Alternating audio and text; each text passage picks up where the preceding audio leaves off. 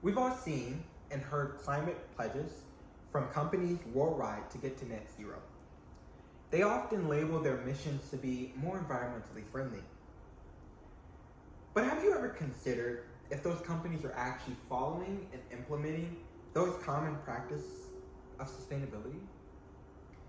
Today, I want to give you an insight into a widespread, commonly known practice known as greenwashing, and how greenwashing is explicitly driving our climate crisis.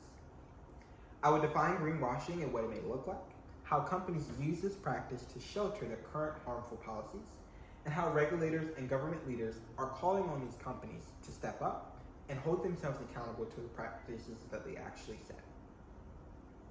Companies and organizations worldwide utilize a commonly known practice known as greenwashing that harms our planet and furthers climate change.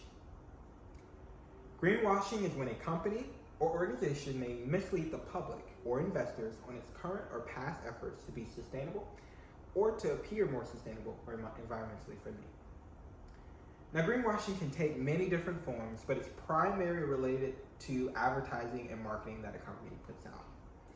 According to Advanced ESG, greenwashing can range from misleading labels, claiming they use sustainable materials, to elaborate media campaigns touting the eco-friendliness of that company.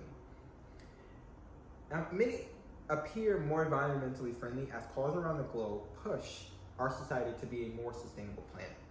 And some of these companies are using this positive and reinforcing push as a shelter to conceal past harmful practices against our world or further the development of hazardous plants that they may have in. Major oil companies like ExxonMobil, Chevron, BP, Shell, just to name a few, have all been proponents of a system that does not push to be more sustainable or change their practices. They use misleading language like net zero and carbon free as defined by their investors and the public. Now, according to Carbon Brief, the data given by numerous researchers show that the amount of climate-friendly commitments by these companies to reducing the climate change-related problems that they cause is actually significantly less than any actual concrete plans that they may have.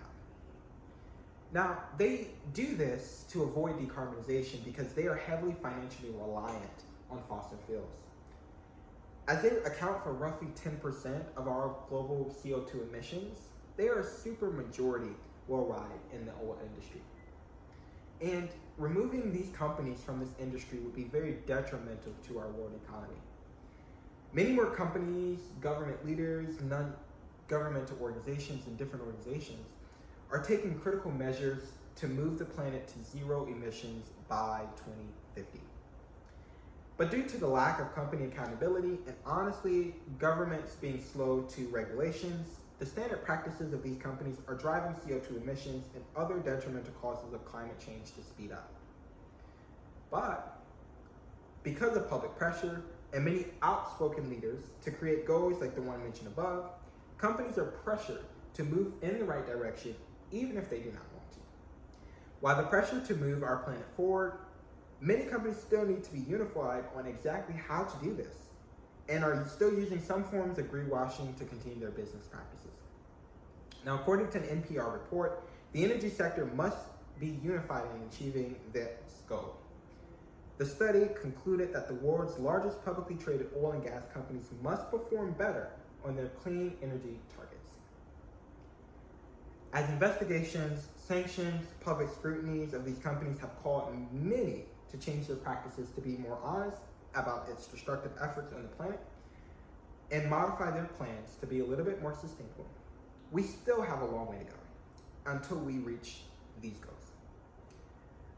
Now, I talked today about greenwashing and how it may show up within our energy sector, how companies are using greenwashing to shelter their harmful policies, and how regulators and government leaders call on these companies to step up and hold themselves accountable to these standards while reaching our lofty climate change goals.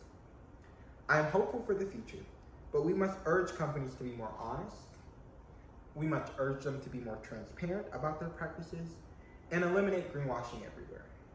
So remember, the next time you're reviewing or buying a product or service labeled environmentally friendly, ask yourself how they contribute to sustainable practices and hold up their end of the bargain.